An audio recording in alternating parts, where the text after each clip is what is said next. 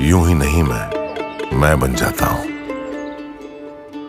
कुदरत के कोने कोने से खूबियां खोज लाता हूं। गुणवत्ता की गहराइयों का गोताखोर हूं मैं। यूं ही नहीं मैं रजनीगंधा बन जाता हूं। यहां तैनात किए गए हैं। चंडीगढ़ से ये खबर मैं आपको दे रहा हूं। चंडीगढ़ में संजय टंडन और मनीष तिवारी के बीच में टक्कर है, क्योंकि बीते दिनों एक तस्वीर आई थी काउंटिंग को लेकर, उसमें बड़ा बवाल हुआ था। आपने देखा था मेयर के चुनावों के दौरान।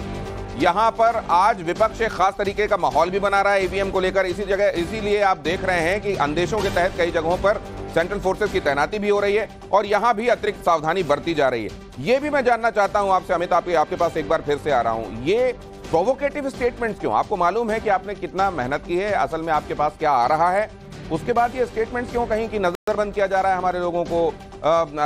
इस तरीके के अंदेशे वाली स्थिति कई जगहों पर तो ये भी पता चला, अब ये कितना सही है कि नहीं, कि कई जगहों पर गड़बड़ी फैलाने को लेकर कुछ लोग तैयार भी बैठे हुए हैं।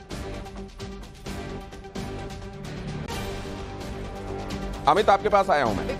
जी हाँ, मैं वही कह रहा हूं दिनेश की अपनी कमियों को बताने के लिए एक तरीका आप कह सकते हैं, क्योंकि उनको पता है कि नतीजे क्या है, उनको पता है कि ईवीएम मशीन के भीतर जो नतीजे हैं वो किसके पक्ष में है। तो ऐसे में वो अपनी जो मैं मुझे इसलिए बता रहा हूं कि जब चुनाव की घोषणा हुई थी, अगर आपको याद हो, तो उससे पहले ही दिग्विजय सिंह ने इस बात को लेकर सवाल खड़े कर दिए थे कि ईवीएम में गड़बड़ी होंगी। बीच बीच में आप ईवीएम पर सवाल उठा रहे थे। आपको जो मेहनत करनी चाहिए थी जमीन पर, ईवीएम में गड़बड़ी और डीएम की तरफ ये ठीकरा फोड़कर और अपने कुछ लोगों को उकसाकर ये बता सकते हैं कि असल में हमारा स्टैंड और हमारी मेहनत और हमारी चीजें एकदम ठीक डायरेक्शन में जा रही थी और इसी